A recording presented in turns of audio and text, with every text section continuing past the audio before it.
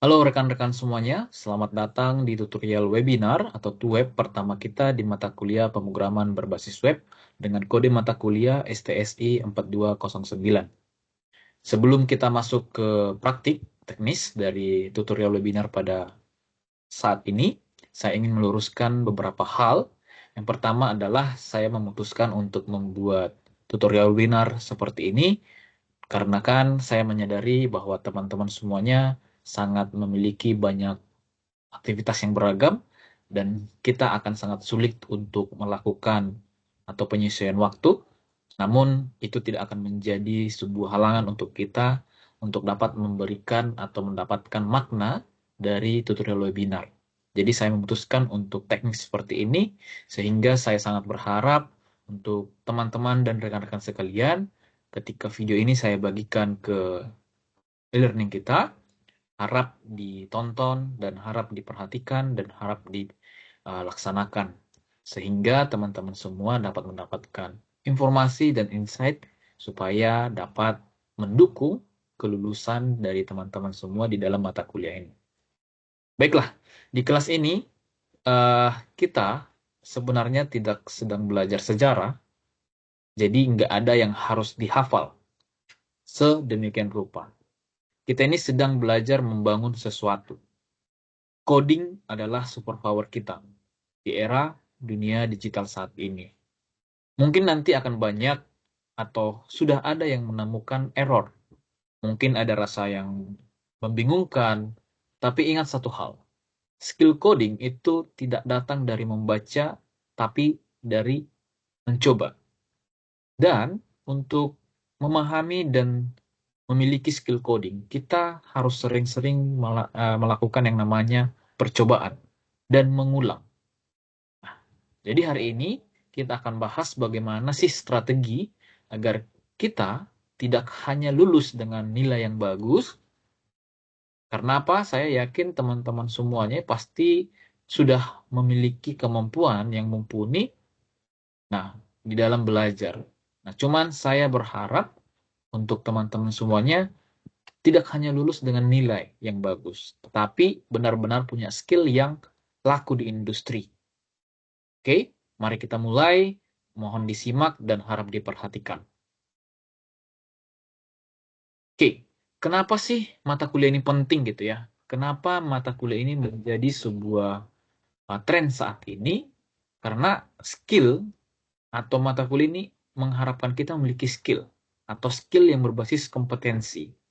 Mata kuliah ini bukan sekedar mengajar nilai atau melakukan teori semata, melainkan membangun fondasi karir di dunia teknologi yang terus berkembang pesat saat ini. Oke, jadi 90% perusahaan saat ini itu membutuhkan kehadiran digital.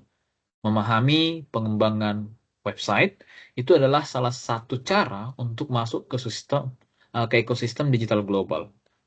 Oke. Nah, jadi realitanya kita ya memang harus belajar web gitu ya kalau kita mau ingin berkecimpung di dunia ini. Nah, jadi yang sering terjadi kita hanya membaca materi tapi menunda praktikumnya. Nah, atau bisa dikatakan ini adalah sebuah hal yang tidak komplit gitu ya. Oke, jadi kita hanya membaca materi, menunda praktek, dan merasa bingung saat menghadapi error di menit terakhir atau ketika kita melakukan testing gitu. Nah, jadi yang sebenarnya yang harus kita lakukan adalah kita harus belajar secara iteratif atau iterasi atau berulang, mengulang gitu ya. Menulis kode setiap hari, mencoba modul demi modul, dan aktif berdiskusi pastinya. Nah, di e-learning kita sudah disediakan forum diskusi. Jadi itu bisa rekan-rekan manfaatkan sebagai sarana gitu ya untuk berdiskusi sesama teman atau berdiskusi dengan saya gitu ya. Jadi sehingga nanti hasil akhir dari pembelajaran kita, nanti teman-teman atau rekan-rekan semua itu diharapkan dapat memiliki kompetensi ya. Tapi di sini kompetensi bukan dimaksud Andalah yang paling pintar, tapi kompetensi dan mampu menciptakan atau mampu menerapkan. Oke, menerapkan apa? Menerapkan paling tidak teman-teman semuanya dapat merancang struktur atau tampilan website sederhana. Seperti itu. Oke, kunci sukses utama di dalam mata kuliah ini, yang pertama sesuai dengan teknis pembelajaran kita di Universitas Terbuka, kita harus sering-sering melakukan praktik mandiri. Nah, di sini teman-teman semua pasti memiliki berbagai kegiatan, jadi pastikan setiap minggu, oke, Anda meluangkan waktu gitu. Oke, gak usah muluk-muluk, nggak mungkin setiap hari ada waktunya. Nah, di sini saya menyarankan teman-teman, paling tidak Anda meluangkan 1 hari dalam 1 minggu, oke? Atau 1 jam setiap hari gitu ya. Paling tidak jangan sampai em, mata kuliah ini menjadi sebuah hal yang Anda tinggalkan. Seperti itu. Selain teman-teman semua harus praktik mandiri, teman-teman juga harus lebih banyak eksplorasi. Oke, eksplorasi yang dimaksud di mana di sini, teman-teman itu harus banyak mencari sumber referensi atau mencari sumber lain, gitu ya. Teman-teman nggak bisa hanya mengandalkan modul atau latihan yang ada di dalam tutorial online kita. Tetapi teman-teman juga harus mencari sumber belajar lain atau mencari proyek-proyek lain yang bisa teman-teman kerjakan. Seperti itu. Oke, yang ketiga, teman-teman itu harus kolaborasi. Nah, kolaborasi ini kembali lagi, gunakan forum diskusi Tuton itu untuk bertanya atau untuk berbagi. Nah, kalau Anda malu bertanya, maka sesat di baris kode, bukan sesat di jalan lagi, karena ini mata kuliah kita seperti itu ya. Kalau kita punya kendala, silakan bagikan. Saya akan sangat siap untuk membantu teman-teman semuanya untuk menyelesaikan atau solve problem yang teman-teman uh, dapati, gitu ya. Jadi di sini karena tutorial online ini itu adalah salah satu hal yang wajib kita lakukan.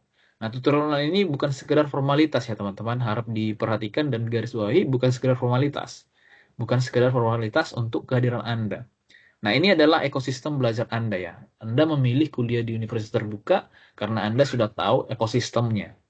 Nah, jadi di sini diharapkan dan dituntut kontribusi dari teman-teman semuanya.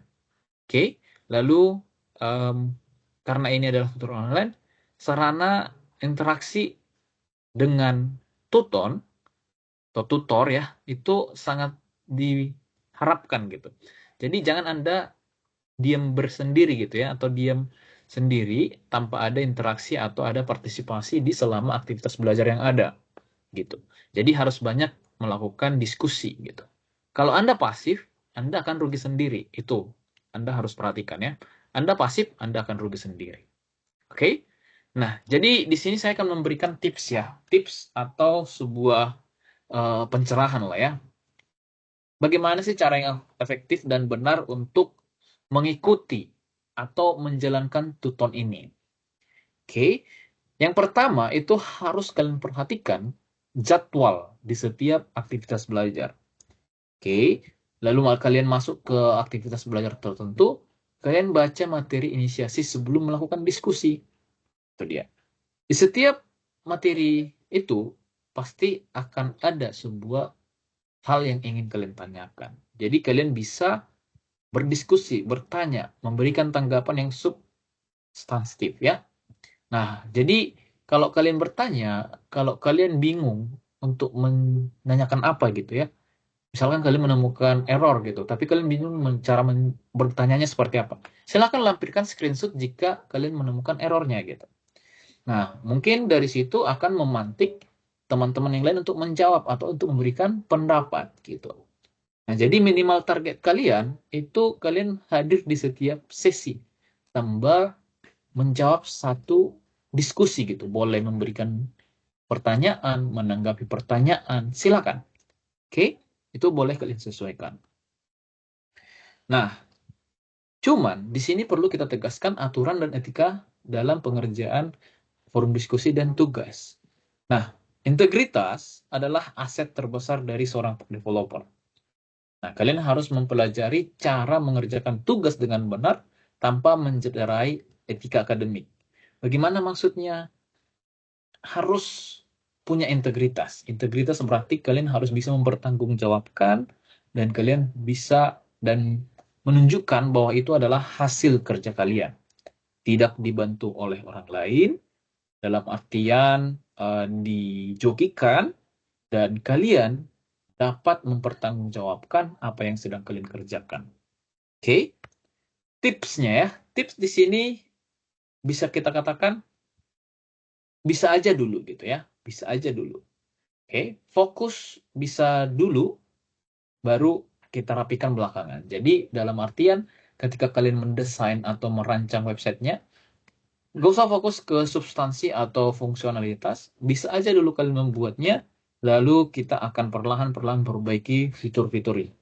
Oke, mulai dari yang sederhana, misalkan copy code yang diperbolehkan asal dipahami tapi ya, lalu jangan tunggu mendekati deadline. Tapi sesuaikan dengan waktu yang disediakan. Oke, seperti itu. Nah, tools dan ekosistem kita ya. Nah, di sini yang paling utama untuk text editor yang bisa kalian gunakan itu adalah VS Code. Sesuai dengan materi yang ada di Activity Belajar 1, kalian bisa menggunakan VS Code. Ini adalah tools atau bisa dikatakan sebagai text editor yang paling populer, yang paling banyak digunakan. Gitu. Atau standar industri untuk coding gitu. Karena apa? Di sana banyak extension yang bisa kita install untuk membantu produktivitas selama kita melakukan coding gitu ya. Nah, lalu browser tools ya, browser tools ini untuk preview hasil kerja kalian. Ya terserah preview kalian itu atau browser kalian itu menggunakan Chrome, Edge atau Firefox, terserah ya. Oke, lalu ada Free Code Camp. Nah, di sini maksudnya adalah sangat banyak platform latihan gratis yang bisa kalian manfaatkan. Misalkan kayak W3 School, lalu ada tool web development dari web program yang Unpas atau YouTube-nya. Nah, itu sangat boleh dan sangat bisa kalian gunakan gitu ya, teman-teman ya. Nah, metode belajar yang efektif seperti apa sih sebenarnya gitu ya? Gunakan prinsip 10-90. Oke, gimana nih prinsip 10-90? Nah, cara cepat belajar coding adalah dengan meminimalkan waktu membaca, tapi memaksimalkan waktu mengetik kode. Oke, 10-90 itu seperti apa? 10% membaca konsep, 90% trial dan error atau coding. Nah, ini akan membantu kalian. Saya sudah terapkan ini lama.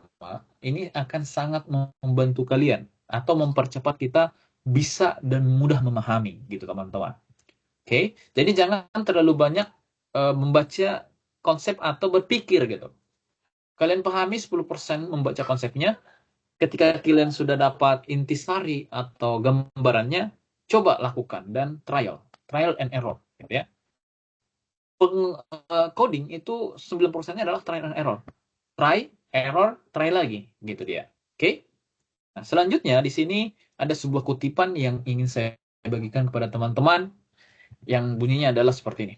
Error bukan tanda kegagalan, melainkan instruksi sistem untuk memberitahu Anda bagaimana yang harus diperbaiki.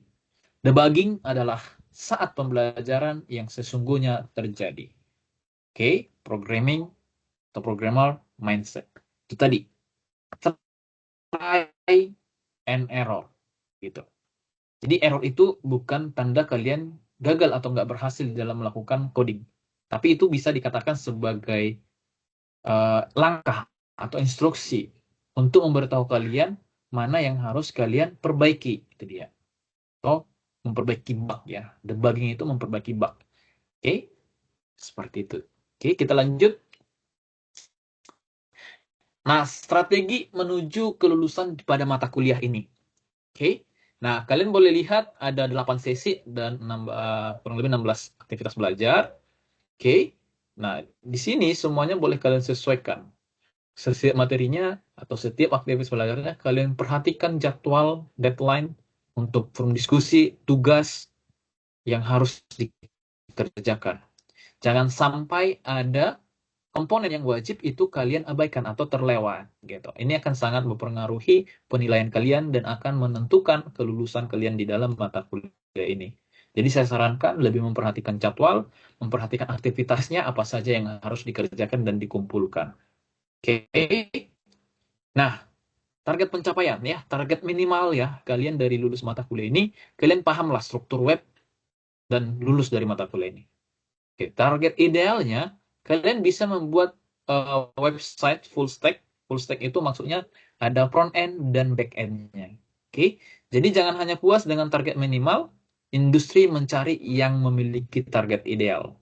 Oke, seperti itu ya teman-teman. Oke, di sini ada kita perlu komitmen bersama.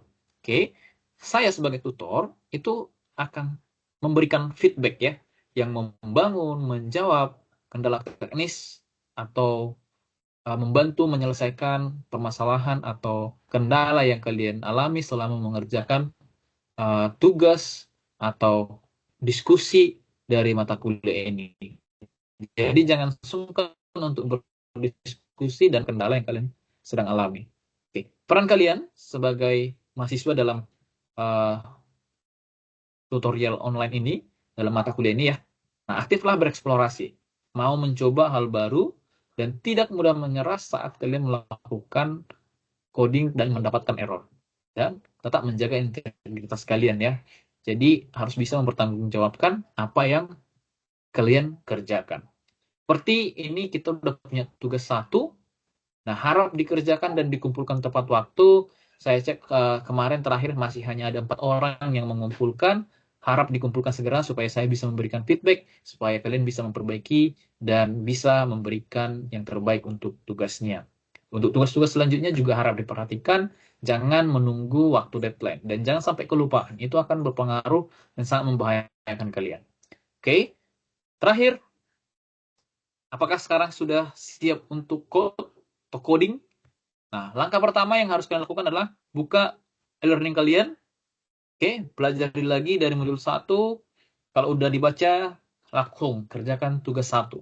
Kalau selesai, dikumpulkan, lalu boleh setelah itu menyesuaikan untuk aktivitas-aktivitas belajar selanjutnya. Oke teman-teman, menurut saya itu yang bisa saya sampaikan untuk teman-teman semuanya, supaya teman-teman bisa lebih punya insight dan gambaran, lebih mendapatkan penyegaran gitu ya teman-teman ya. Ingat, skill coding tidak datang dari membaca, tapi dari mencoba. Try and error. Trial and error gitu ya teman-teman ya. Oke, mungkin sampai di sini dulu tutorial webinar kita pada kesempatan kali ini. Harap ini diperhatikan dan dibaca, ditonton gitu ya, supaya kalian bisa mendapatkan insight tambahan.